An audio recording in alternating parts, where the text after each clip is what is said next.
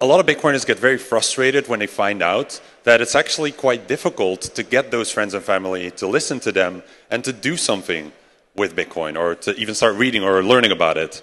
So they get frustrated, and this especially gets vented a lot around Thanksgiving every year, of course, where you sit around a table with your friends and family and you realize that yet another year has passed and they still haven't done anything with all those resources you send them. You've had those conversations with them and they're just like, they're making fun of you. They're like, what is this weird thing? Like, it's still not really going anywhere. They repeat the things you hear on the news, and that just keeps going on and on. So a lot of Bitcoiners get frustrated about it, and this gets shared online too. Where on the one hand, Bitcoiners talk like this, like Bitcoin's the hardest money and laser eyes until $100,000, and Bitcoiners are like really dedicated and passionate about the asset that they've invested in. And on the other hand, those same people are like this. My mommy won't buy Bitcoin no matter what. I tell her. And you've got this really strong and interesting dynamic going on there, where on the one hand, people are super passionate, but it just can't seem to get other people to care. So why does this happen? Well, typically, people try to orange pill others about Bitcoin. They try to kind of like open their eyes about this whole world that's out there once you start learning about money and about Bitcoin, and we kind of like force it onto them. And a lot of people take this approach, and it's like a metaphor from the Matrix for those who aren't familiar for some reason, and to kind of like go down the rabbit hole and start learning about Bitcoin. And what do Bitcoiners do then? We talk about Bitcoin as early as possible. We're not really listening to the person, we're just waiting to speak. We want to tell our story and get them into the Bitcoin rabbit hole. Or we talk about Bitcoin as sound or hard money and digital gold, and it's going to fundamentally change the way people use money.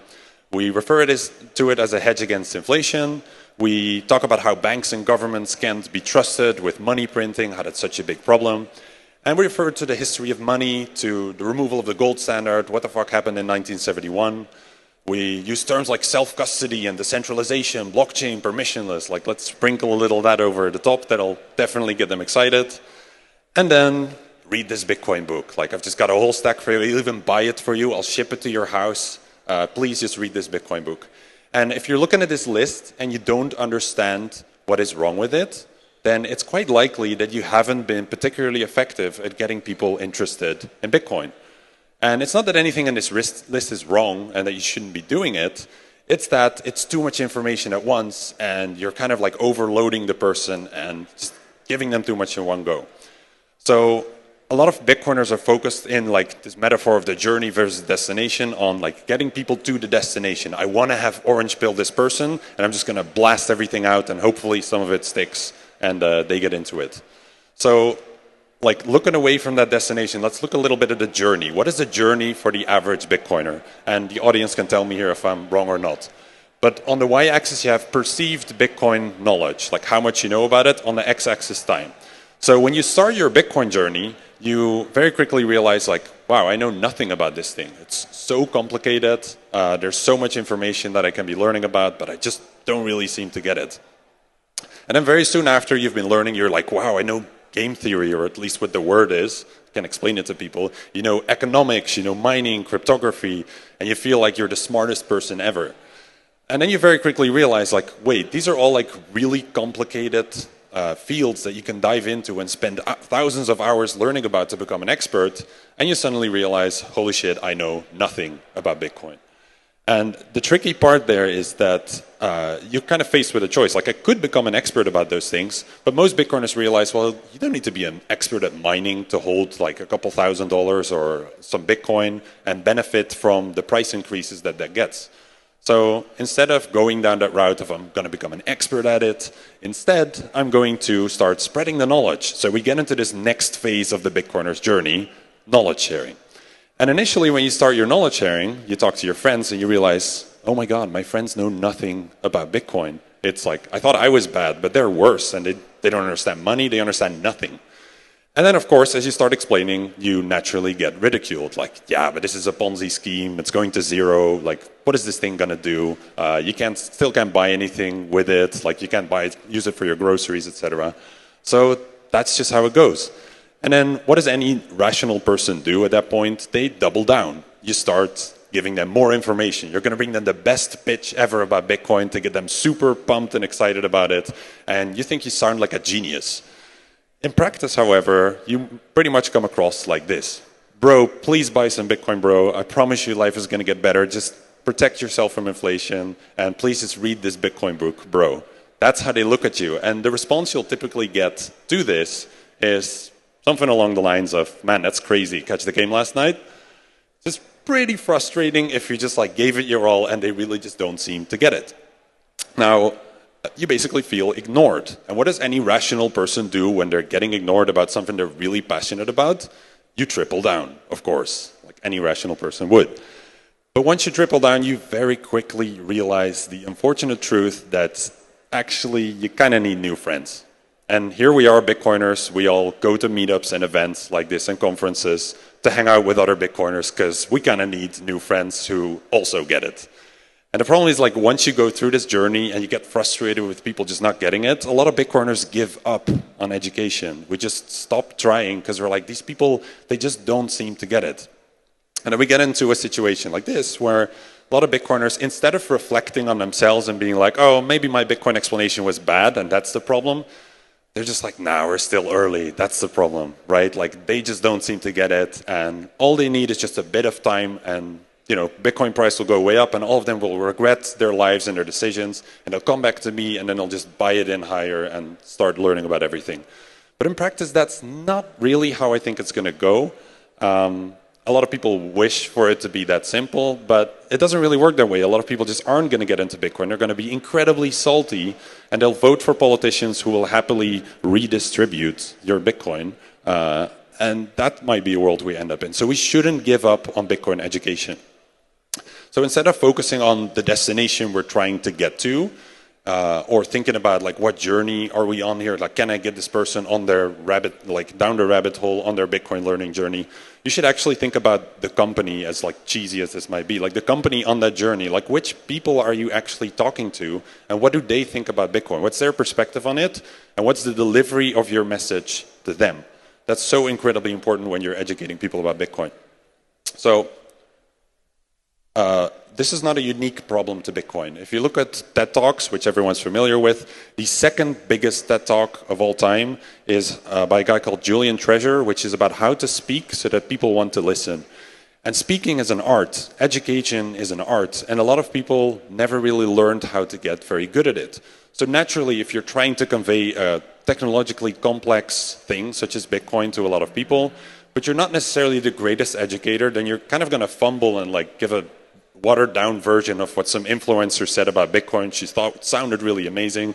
And then when you try it out yourself, it just doesn't really land. And people look at you like, what are you on about? Right? So this is a very universal problem. Everyone wants to learn how to speak in ways so that others want to listen. That's what I want to share some tips with you about. Now, it needs to start with this. You need to acknowledge that if you aren't necessarily the best educator, that you might not have the skill set and insights today to teach anyone about Bitcoin. And if you can acknowledge that, then you can start improving how you do it. But if you always just say, yeah, but the other person's the problem, like my explanations are good, they just don't seem to get it. And if they don't come to me, then I'm not going to bother anymore. So let's start getting better at Bitcoin education. And I've got 3 tips for you today to dive into that. Just practical stuff. The first is to have better conversations. It's incredibly important to think about this as a conversation in which you want the person to feel good about what you have to say. And a first tip there is to use questions rather than lectures. So you could just, someone could be like, oh, Bitcoin, what's that? And I spend the next 10 minutes talking and explaining them all the qualities of money and why they need this and what's broken about the world. Or I could ask them just stupid, simple questions like, what could be better about the dollar? Or something like how are you saving money today? And is that working out for you? Or do you have any tips for me? And then you get them invested in the conversation. Like, it's a very different mindset. You're not trying to get them invested in Bitcoin. You get them invested in the conversation so they even want to have it in the first place. And if you do that, you can just have much more productive conversations. Now, the second tip within that I want to give is that Bitcoin is very abstract. And once you get excited and hyped up, you start waving your hands around and explaining the blockchain with your hands, and people just look at you like you're insane. And one of the things Bitcoin struggles with, or people struggle with about Bitcoin, is that it's so abstract and they can't hold it in their hands. So you can visualize it while you're explaining to them. You can make it much simpler. And a really practical tip I can give you there, I do this myself. On my phone, I have an album with Bitcoin pictures, or like graphs, visuals of all kinds, like price related, US dollar related, mining and energy related, political related. And while you're having a conversation, if you're like, oh, that question you asked there, let me go and Google that and find the stat for you, or show that graph that I was thinking about from a few weeks ago, like you lose them. You're going to spend a minute or two trying to find the thing and the conversation just dies out. So instead, I can just go to my folder on my phone and pick out one of these images to try and make the point that I want to make. So if you don't have anything like that, I'll share the visuals afterwards. I'll be sharing them online along with all of the tips I want to give around Bitcoin education, and you can just download them there and get started with your own folder that you can build up over time with anything that excites you. So what you can then do is you can start combining questions and visuals. Because if you have a conversation with someone, you're like, what do you already know about Bitcoin? They're like, well, I heard it wastes a lot of energy. You can pull up a graph and be like, well, that's interesting, because if we look at the top left here, actually the negative reporting about Bitcoin and energy has been decreasing for years now, and it's actually been turning quite positive. So maybe this information you have about it, it's not really up to date anymore. And you're not necessarily convincing them from a skeptic to a believer at that point, but at least they're like, oh, maybe I need to take another look at this, and this prejudice that I had didn't actually end up making sense. And again, you can ask a question again, like how much renewable energy do you think Bitcoin uses then? And then you use the next image where it's like, oh, it's actually 56%. Then they might say, oh, 56, that's just over half, that's bad. You might have another graph that shows like, well, actually, out of all the industries out there, Bitcoin's pretty green. So you can make a lot more progress this way, and they can start looking at your folder too and be like, what's this, what's that? And you get them so invested in a conversation, which is much harder to do if you're just standing there and waving your hands around, kind of like I'm doing, I suppose. So this is really important about the conversation part. Like people will forget what you said, they'll forget what you did, but they won't forget how you made them feel. That's the point of the conversation. Because if you go too far, you bombard them with information. Next time you try to talk to them about Bitcoin, they'll be like, yeah, but that was a pretty bad experience last time. Like, you were just rambling at me and never got the chance to ask a question, and it's just not really something I want to dive into again.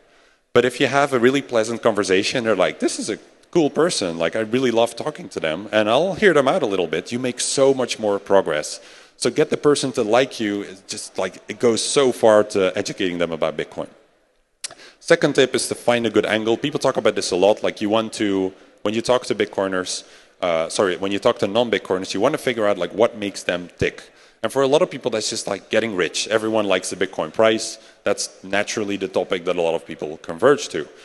But that's not really specific enough. Let's dive a little bit deeper in that. Like, why do people want to get rich? Well, some of them for like personal financial reasons. They want to save for a house. They want to provide for others. They want to retire at some point. Then you have people who care a lot about society. They want to build up their local community and need money for that. Or they care a lot about human rights or the climate. You have people who come at it from a business angle, who are into entrepreneurship or finance or energy industry. And then you have people who love technology. They care about innovation and data and all of these things.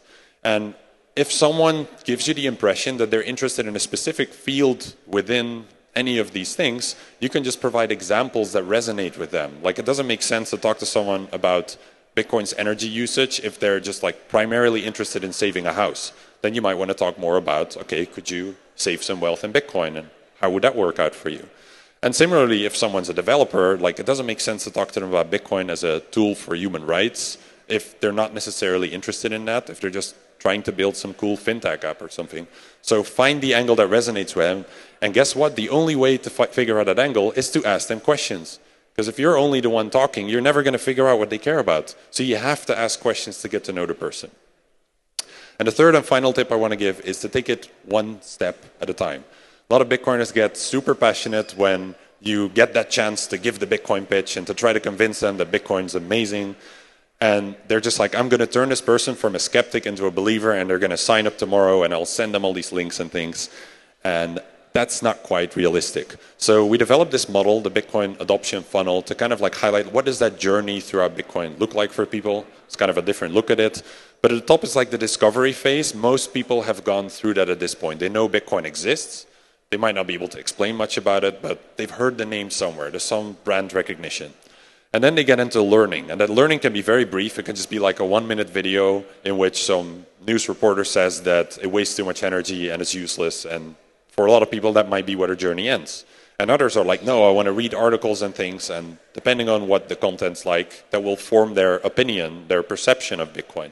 That's really the layer I want to focus on here. Like, you're not in one conversation going to turn someone pessimistic into an optimist or a believer about Bitcoin.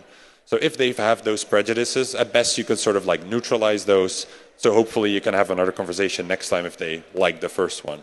So try to be very cautious about how far you take this. So those are the 3 tips I wanted to share: having better conversations, finding a good angle to the conversation, and taking it one step at a time. But they're just 3 of 7 in total that I've like put into writing, and I'll be releasing probably next week or in the coming weeks via Twitter and LinkedIn. So if anyone wants to look into that and like download the pictures that I have in my folder as well to explain Bitcoin to people, then feel free to take a look at that. I won't be going through the other points too much in depth here as I'm like coming up to time. But really, like, if you want to make friends and family listen to you about Bitcoin, then start with yourself and think about like how can I make this a pleasant experience for them rather than just bombarding them with everything. And if you've made that mistake in the past, like you've really turned someone off to Bitcoin, honestly, like one of the best things you can do is just go up to them and be like, look, I know I was annoying about Bitcoin to you in the past, but I hope you know that I did that because I really care about you and I want something good for you. So, you know, start with that apology, and then maybe they're like, okay, I'll hear you out for once. Like, it's great that you're coming out about that. Anyway, if you want the slides, if you want the writing that I'll do around it and the pictures, just follow me on Twitter or LinkedIn, and you'll be able to find everything there really soon. Thank you very much to the audience in the conference. Hope you all have a great time. Bye.